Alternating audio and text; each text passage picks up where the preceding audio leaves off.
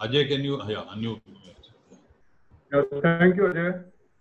Welcome, Dr. Arnab Das. I will now start calling him Arnab because he's much younger than me and is a good friend. And Arnab is a naval officer, is a retired naval officer. He took premature retirement some years ago. But he's a highly qualified naval officer. He did his, he is in the technical branch of the Navy, but he did his master's from IIT Delhi, and then he did his doctorate. He did his PhD from IIT Delhi in underwater technology. And after retirement, he started his own company called Neerdhwani Technology, and also he's the director, founder director of the Maritime Research Center in Pune. He is now specializing, and the whole Maritime Research Center specializes in underwater domain awareness and spreading this underwater domain awareness and how it affects the strategy as a whole, which is a mystery as it is to everyone.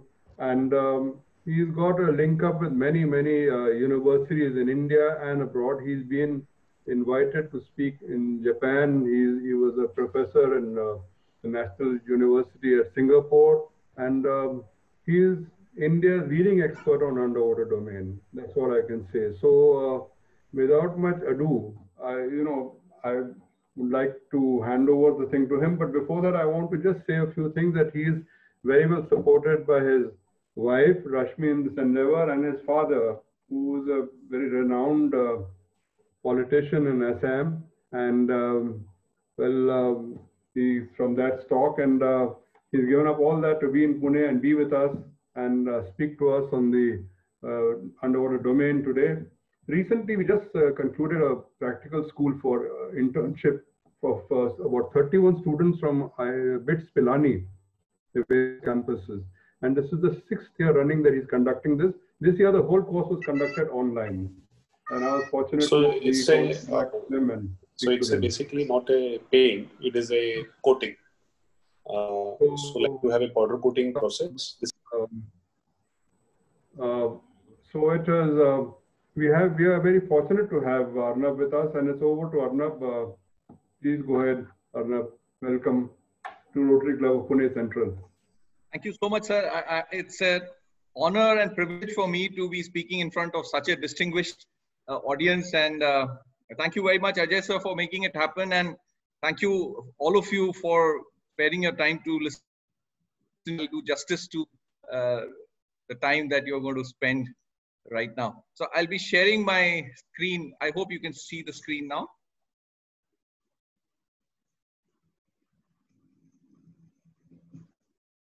So I'll be talking about this concept called the underwater domain awareness, what I've been working on. And this is something that is directed towards ensuring or facilitating safe, secure,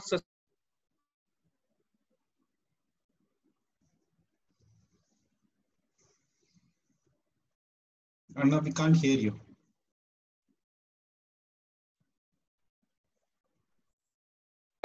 We need to work towards that. Second is, are many external and internal threats in the Indian Ocean region. It's a politically volatile area. Sustainability is not just limited to the ecology, but sustainability in the comprehensive sense. So, and of course, whatever we do has to have some growth component in it.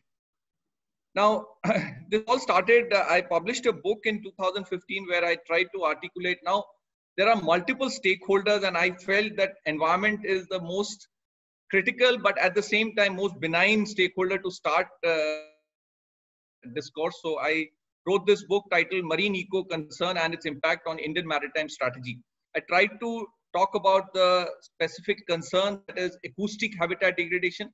I will explain what is this as we go along, and also how from a strategic perspective we need to address, because otherwise typically many of the new ideas and many of the niche areas, unless it is backed up by strong strategy, they get lost somewhere in the middle.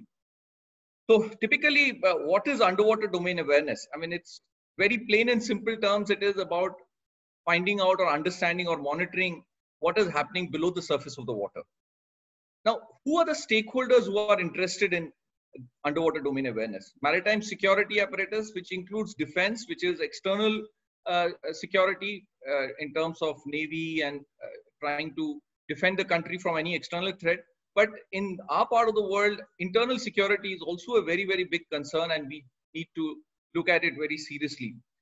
Looking at the blue economic entities, there is phenomenal potential which is still untapped, and there is a lot of potential that we can harness. And how do we go about that? Environment and disaster management is again another very, very important area which needs focus, unless, if you want to really ensure sustainable growth. And science and technology, as we know, will always remain the driver for such an initiative. So science and technology also becomes an important aspect. Just to elaborate on these stakeholders a little bit, when we say security, we are looking at now this whole Indo-China thing is picking up a lot of momentum in every aspect. So how do we defend ourselves? How do we ensure that we are able to understand the presence, or we are able to monitor the presence of any disruptive element? I mean, it can be adversary or even a proxy of the adversary in our waters. So how do we ensure that?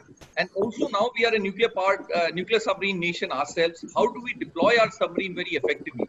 Because these are very high value assets, and there is very little room for any kind of error or any kind of innocence, if I may use the word. Then we had this 2611 incident. What are the, now that time they came by a surface boat, but are they going to again come by a surface boat is the question. Now underwater drones and all kinds of such devices are available to the subversive element. So how do we ensure that such a thing doesn't happen in future? Now looking at the fourth picture is of migration. Now with the climate change and sea level rise, there is a huge potential for massive migration in the eastern coast. And we are looking at almost kind of 5 million people getting displaced in the next 5 to 10 years. So do we have any systems in place, or do we have, what is our preparedness to counter such a thing? Now, in terms of blue economic entities, we know that Indian Ocean region is the hub for energy security. Now, having said that, energy security also raises the strategic relevance to a very different level. So what is our preparedness, and how are we addressing that in a more comprehensive way? The second picture that you see is of food security. Now we are increasingly looking at the sea for food and for ensuring food security. To tell you, from 1996, the fish stock is on a decline globally. But on the contrary, the bycatch, which is a wastage, I mean, if you are looking for a specific species and you put big nets and all that, the wastage that happens is of the order of 80% plus. So how do we reconcile this? On one end, the fish stock is on the decline, but on the other end, because the entire fishing is is largely in the unorganized sector, so there's a lot of wastage, and so there is a need for having effective regulation and monitoring, where we can ensure that such wastages are avoided. Then we have these offshore assets, their vulnerability, their impact on the environment, and there are various such underwater domain awareness issues that need to be addressed. And there's a lot of effort that is required to ensure that. The fourth picture is on underwater mapping, or now we are also looking at huge deep sea mining activities. India has got a block allotted in the southern Indian Ocean, but and these are International Seaboard Authority allocates you for a specific period. That period has already, that clock has started, but we have not yet been able to do much. And we have not yet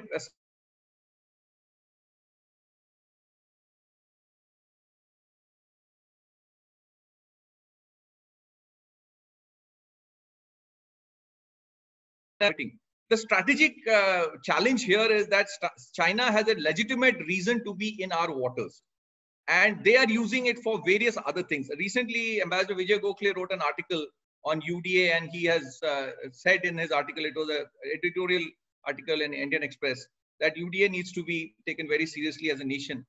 But he also talked about China on a very high data collection spree in the Indian Ocean region, because that is something we need to really worry about. Our own capacity building is really struggling, but at the same time, we have a counter from China. So there's a lot that needs to be done in this front.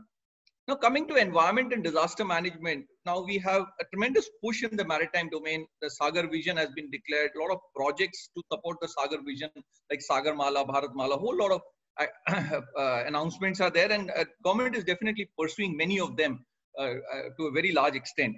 But these activities are also increasing the noise in the underwater domain, and it is very important for us to understand that noise is the only signal that propagates underwater. Having said that, marine mammals also use sound for multiple biologically critical functions. So with the increase of noise, it is impacting them very negatively, and it is this is what we call acoustic habitat degradation. Their habitat is based on acoustics, and that is getting degraded. So I call it acoustic habitat degradation, and this is what I have tried to address in my book. What are the different types, and how, and from a strategic perspective, how can we kind of take care of this, or what kind of initiatives are required? And you can see we are now seeing a lot of strandings all across the world, and also in our waters. I will give you one or two examples as we go forward. Now, the fourth picture is of the Fukushima disaster that happened, the tsunami, earthquake followed by the tsunami. There, the Japanese had such good systems. I mean, it will be too much for me to say that we can prevent a natural disaster, but with better systems for early warning, we can definitely minimize the loss of life and property. So we have to work towards that. India, with 7,500 kilometers of coastline, on one end we have tremendous potential, but on the other end we are also vulnerable to such kind of disasters. So we need to protect ourselves when we are putting so much push on maritime capacity building. These are important issues that we need to take care of. Now, the fourth, science and technology has always remained a driver. The first picture, the beautiful picture that you see, basically signifies that our understanding of the ecosystem in our waters is really not adequate. I mean, the various components of the ecosystem, how they interact with each other, what is their dependency on each other. Unless we understand, we will never be able to navigate sustainable growth. So there's a lot of work to be done to build our understanding. The second picture is, now we have 20 lakh square kilometer of area in our EZ. But it is not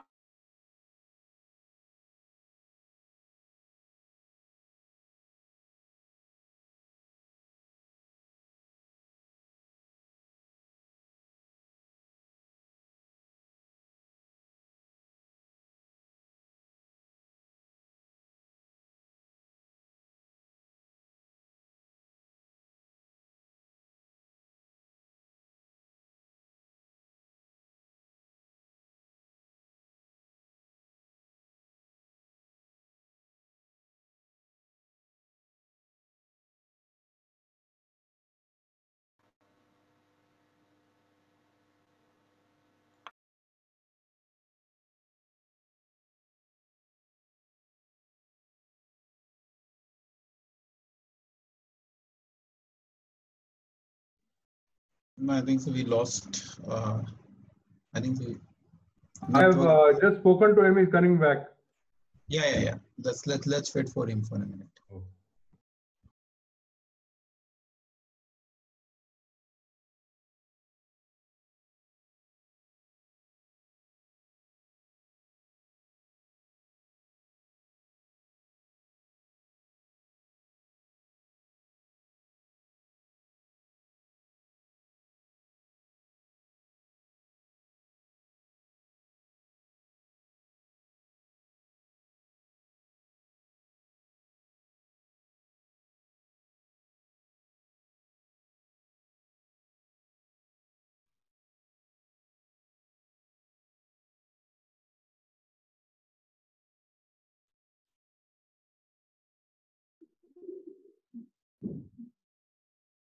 Can you hear me, sir? Yeah. Carry on. Yes, sir. Yeah, Arnab, we can hear you now. Yes, sir. Okay. The last two pictures that you see are of one of the research cruises I participated in Tokyo when I was there. And they have built such seamless systems where the Tokyo University manages all the research cruises. The cruise assets or the research assets are managed by JAMSTEC. And for every such cruise, the stakeholders are always part of it. I mean, the companies like Kawasaki and all the big companies who have a stake are part of it, and they participate in all such kind of So there's a seamless system. And I think in India, we need to look at it. The stakes are very high if we want to really achieve the $5 billion economy and sorry, $5 trillion economy. We need to really gear up on that front.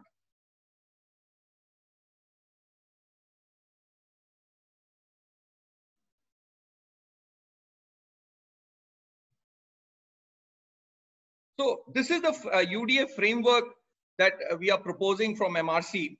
If you look at the cube, the horizontal construct, the different faces of the cube represent the stakeholders, and right from national security, blue economy, environment and disaster, and science and technology. All of them may have their specific requirements, but the core will be the acoustic capacity building. When we talk about the Indian Ocean region, it has a very specific challenge where the sonar performance is really degraded. So unless we build it up, we will not be, and our understanding, UDA will help bringing all the stakeholders together, and then only we will be able to build up what is required. And when you look at the vertical construct, we see sensing, analysis, and regulation. The understanding has to be built up, a lot of data collection, a lot of sensing of our condition has to be done, application specific analysis, and then we bring out either regulation or the strategic framework that is required.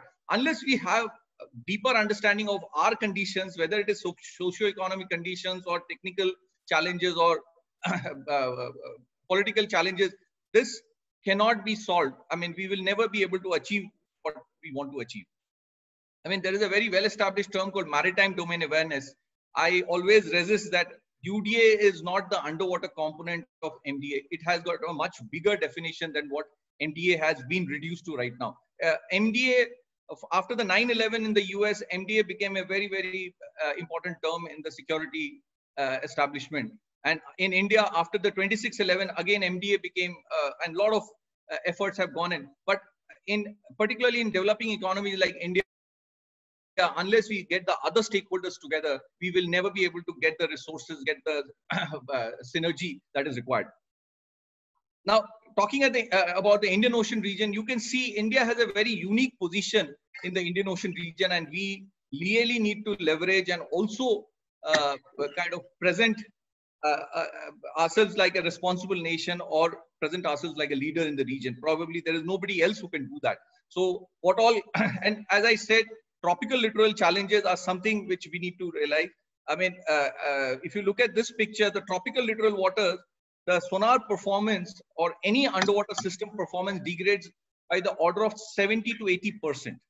So the asset deployment goes up significantly. Almost we are talking about 5 to 6 times asset deployment. So how do we counter that? Unless we have indigenous technology development, indigenous R&D, we will, and typically in India, our R&D has been more lab-based rather than field experimental based.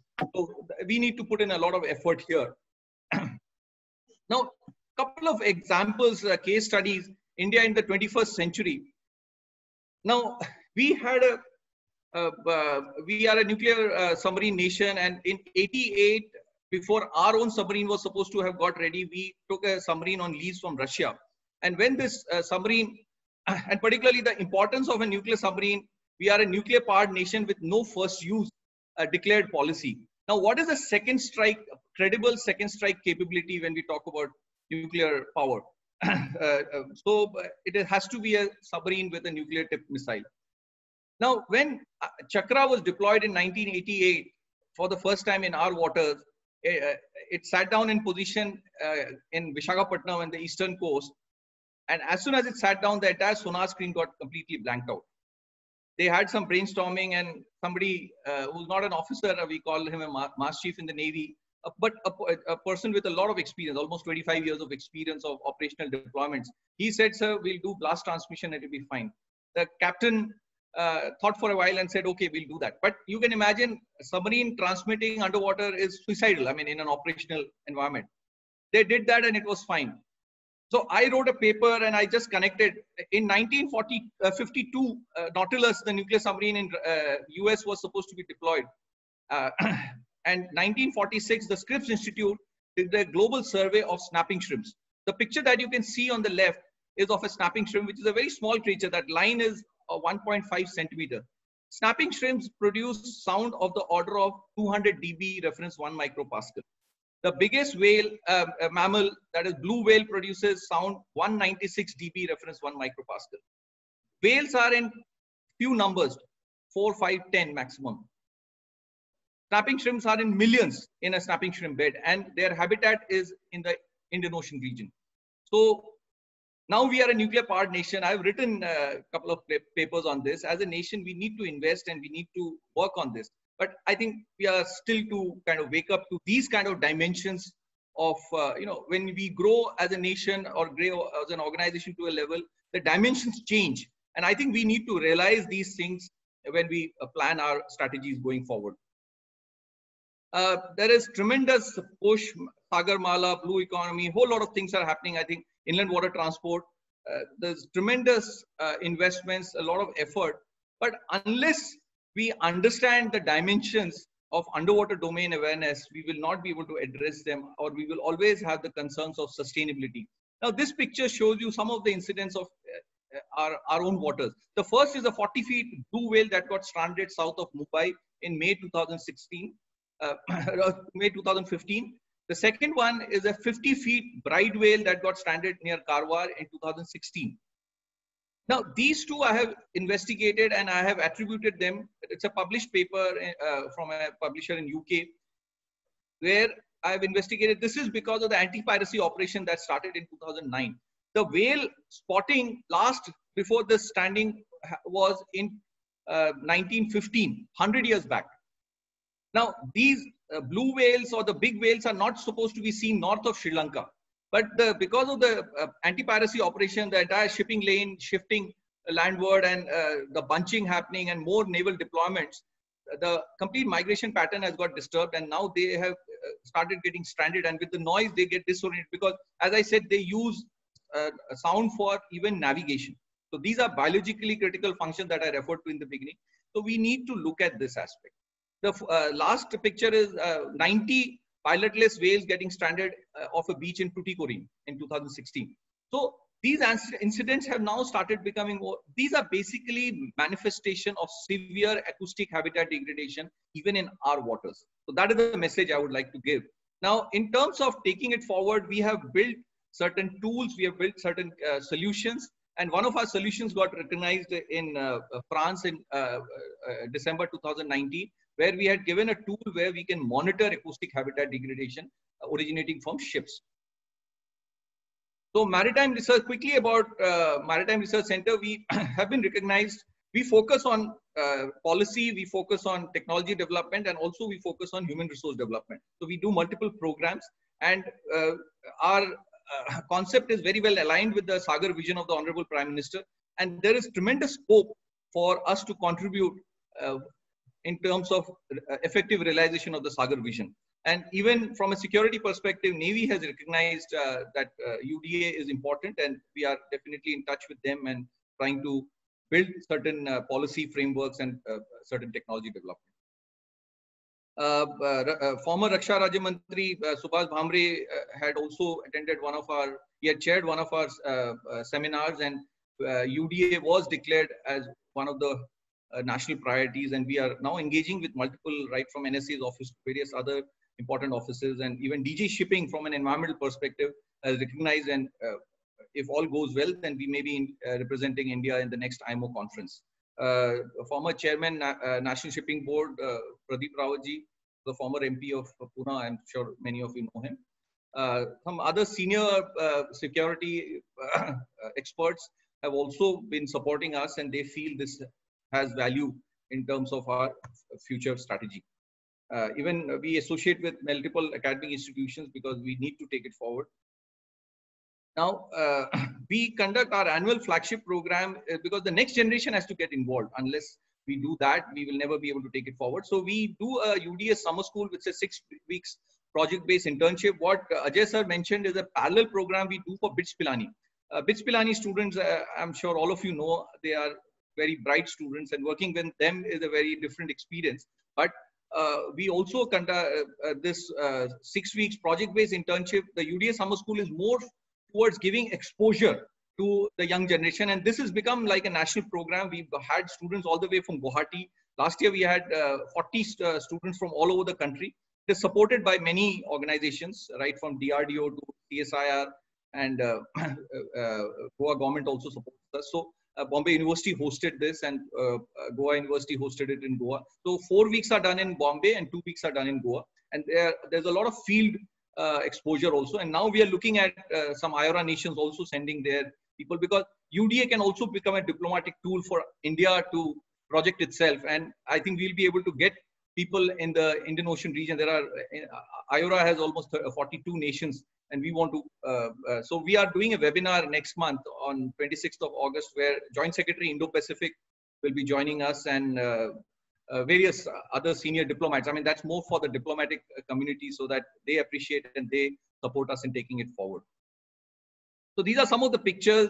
These students who come for UDA Summer School, they get exposure to the best of the people, very senior people, a former CNC, serving a Coast Guard ADG, and they were also taken to a Coast Guard ship.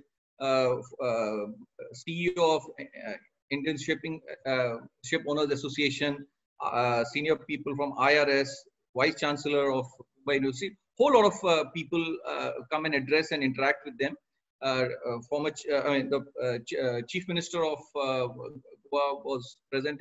We had the valedictory of the 2018 UDA Summer School at late Shri Manohar Parrikar's office. He was very, very happy to see what we are doing, and he had also promised a lot of support, but I think his health didn't permit him to take this forward. So we have the former director of NIO who takes these participants for a beach walk. He's an oceanographer, I mean, a top scientist of India. He spends the whole day with them. That's the way we conduct these programs. He spends the whole day with them along with a marine biologist to give them a perspective of ocean science and also the marine biology part of it. So we went to different beaches and they were introduced to the various facets there. Former Naval Chief Admiral Arun Prakash also spent 5 hours with them. And Dilip Donde sir was also there with them. So it's a very different kind of program. This is the map that we have built on and this is what got us the Innovation Award. A lot of data science happens in this, and this gives you a real-time picture of what is the noise in the ocean. And you can see that this can also be used for military purpose. We can deploy submarines using this, but this can also be used for an ecological perspective, ecologically sensitive areas, ecologically sensitive period. We can build policies where we can ensure sustainable growth. So India is now definitely, we are looking at a very different India. There's a tremendous focus on the maritime side, and there are so many big projects, the inland water transport, and a whole lot of things that we are doing. But I think UDA becomes a very important thing. We did an event in Guwahati where we apprised people of the underwater threats that exist, because there's a lot of the National Waterway number 2 is coming in on Brahmaputra, and those are very sensitive areas. So how do we put systems in place for ensuring security? How do we put systems in place to give early warning of any disasters, because they are seismic prone areas? And also, how do we ensure minimize the acoustic habitat degradation in those areas? So freshwater dolphins are present there, and freshwater dolphins are blind because their habitat is muddy waters. So they have something called acoustic vision. They use sonar to perceive the environment. The way we humans use sight, they use sound. So we call it acoustic vision. And with so much noise around, they will, and we have declared them national animal. I mean, Guwahati, and it's also been declared as a national, a national mammal, and they've been declared as a city animal. So, but unless we understand the entire dimension of this, and UDA, I think, becomes one of the very important aspects.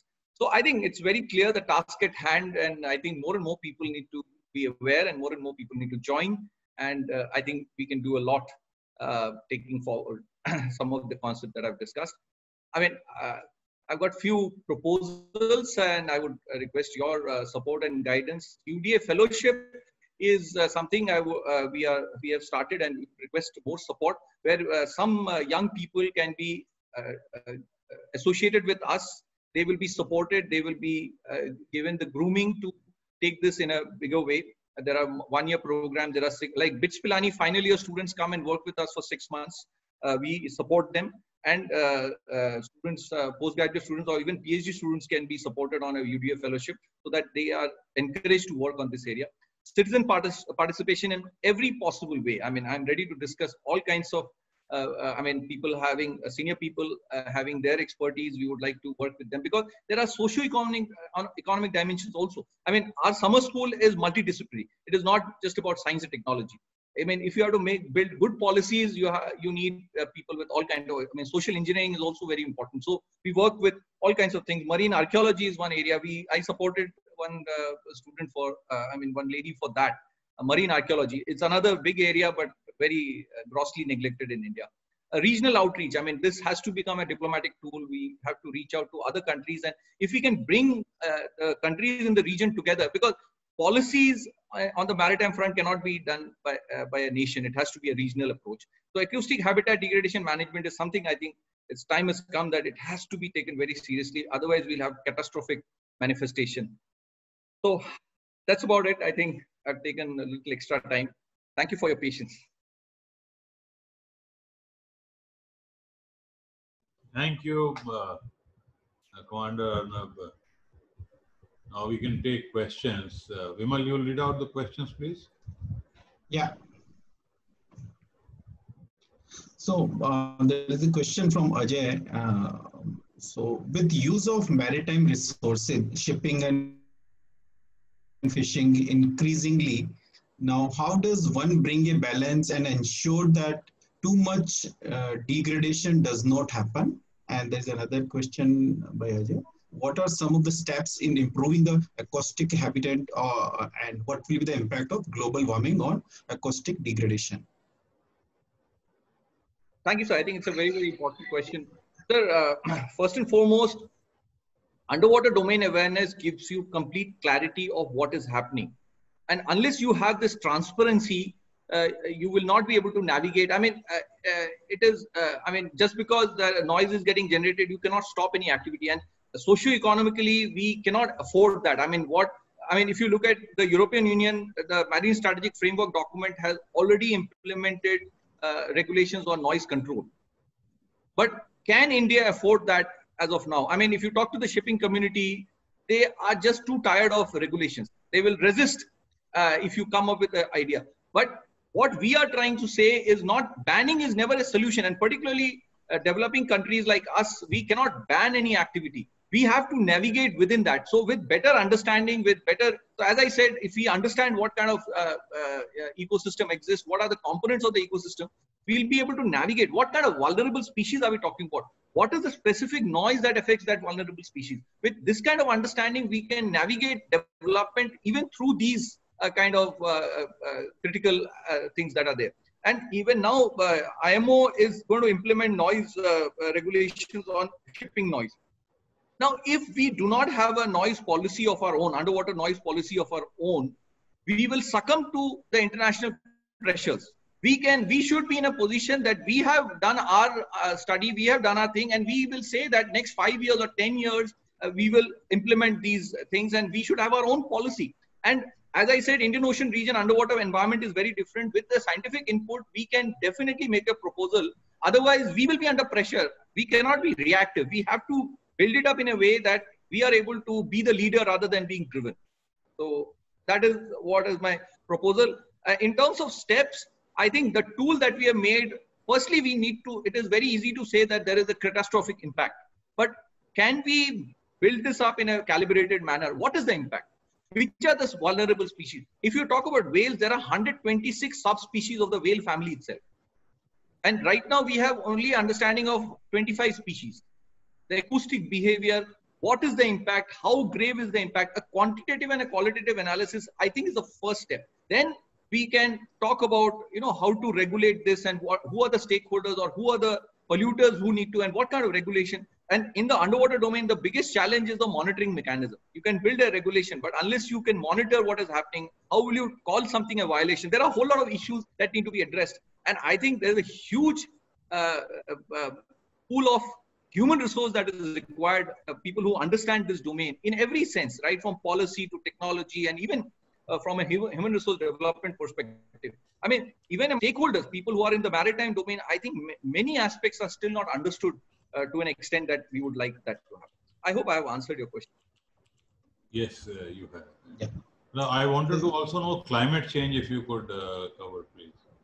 Sir, climate change definitely has a lot of impact. I mean, one is the sea level rise, but in the underwater domain awareness aspect also, there are many other manifestations of the sonar behavior itself. So the entire process of underwater domain awareness will change. With the sea level rise, there will be certain areas that will get inundated. So how do we manage these kind of things? Again, underwater domain awareness will become a very, very important part. Okay, so there is another question from Ajay Chitnis. So can you elaborate on the noise created by snapping shrimps and its implication of submarine deployment? Yes, sir. Sir, as I had talked about the INS Chakra thing, now in this region, and if you look at the global geopolitics and the global strategy, Indo-Pacific has become a very, very important strategic construct. I mean, and Indo-Pacific is the tropical waters of Indian Ocean region and South China Sea and that area. And these are all tropical littoral waters. So unless we understand this very well, so now snapping shrimp habitat is in the tropical region. So we recently did one study in the internship that we had done some part of it earlier, but now we have identified in the Indian Ocean region, we have identified the habitats of these snapping shrimps, and we have gone further to define the soundscape. Now we know that this particular, and there are 114 subspecies of these shrimp, and not all of them make sound, or there are different species that make different levels of sound, and also the same species in different habitats will also have. So we are trying to get into the details of what kind of noise it will. So we have built a soundscape of the entire Indian Ocean region now. Now, when a submarine, as I gave you one incident, these are going to happen regularly. Sometimes we do not understand what happened, but if a submarine is sitting on top of a snapping shrimp bed, it is bound to get swamped by the noise that it will generate. So we are now trying to build these tools because these have certain patterns also. They don't make sound all the time. There are certain seasonal and diurnal patterns when they make sound. So for a Navy commander, we would like to give him the entire details that if at all, now it is not that you can stop getting deployed, because sometimes if you have to get deployed off Pakistan, there are certain areas where you have to encounter snapping shrimps. So with a better understanding of what species it is, what time will it be active, so those kind of nuances we are trying to build, give the data, and help. So I mean, any tool will with more details can help any user to exploit the environment in a much better way. Thank you. Yeah. So another question from Pankaj Mehrotra is, do you foresee redrawing shipping lanes to protect endangered species? There's a lot of debate on this, and as I repeatedly said, that I'm not a showstopper. I'm not a researcher who's going to say that. But my point is that with better understanding of the underwater domain, I mean, there can be multiple solutions. I mean, I have been making presentation to the Marine Environment Protection Committee at the DG Shipping's office. What we are trying to say that we need to, with more data, we should be able to identify what kind of propulsion systems make more noise. And it is not, typically what happens is people do these studies in very lab kind of environment, in controlled environment. But the tool that we have developed, it will actually give you in field, in Indian Ocean region, in our waters, how this shipping is behaving. And with the automated identification data, a lot of work can be done. We had a couple of interns doing a lot of work on how to segregate different types of noise and what kind of, and then connect it to the source. But at the same time, towards the destination end also, we need to look at things, and we can probably look at some ecologically sensitive time when we can kind of divert. Not all the time. I mean, we are we are not a developed country where you can afford such restrictions, and I think the stakeholders will not accept we trying to push. So we have to navigate. I mean, there has to be a trade-off between both the sides. But my proposal is that with better underwater domain awareness, we can balance both the things. But that requires a lot of effort. And I think this UDA fellowship that I've talked about, we need to have a lot of people getting involved. And if we can plant more and more people among the stakeholders, among the policy makers, I think it makes a lot of sense. And my satisfaction, I think we have now pushed out almost 200 students through this internship program in MRC. And I'm sure these all young generation will occupy important positions in the future.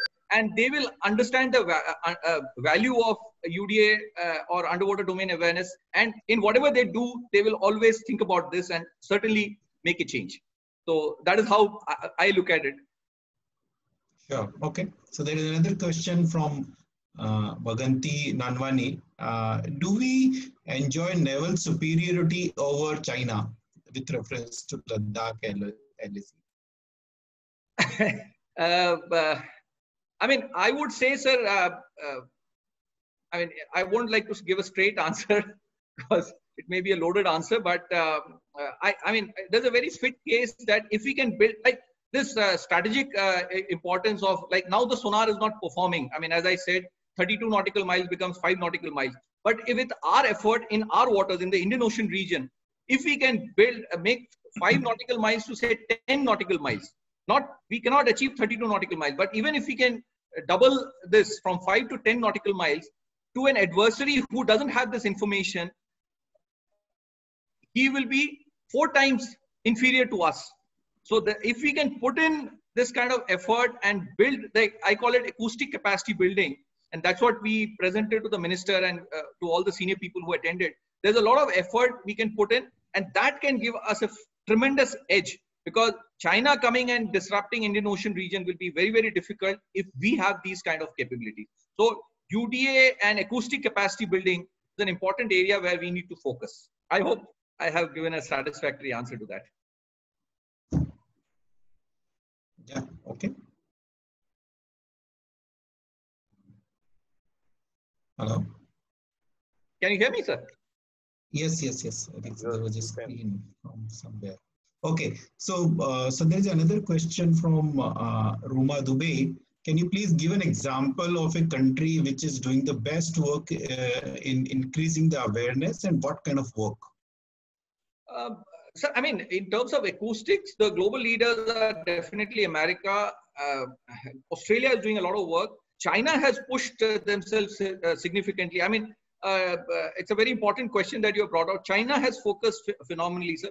I mean, when the Cold War ended, early 90s, the Americans had started believing that nobody can challenge them. Because in the Cold War period, there was a phenomenal amount of effort that Americans had put to build their underwater capabilities. But towards the end of the last century, the Americans realized that China has really built up enough capability to challenge them in the South China Sea. So in 2000, America initiated that now if they have to counter China, they have to know the waters of South China Sea. So there was an experiment called the Asia X, which was initiated, but it was an academic exercise, a research effort, which was led by University of Washington, but fully funded and supported by the Office of Naval Research.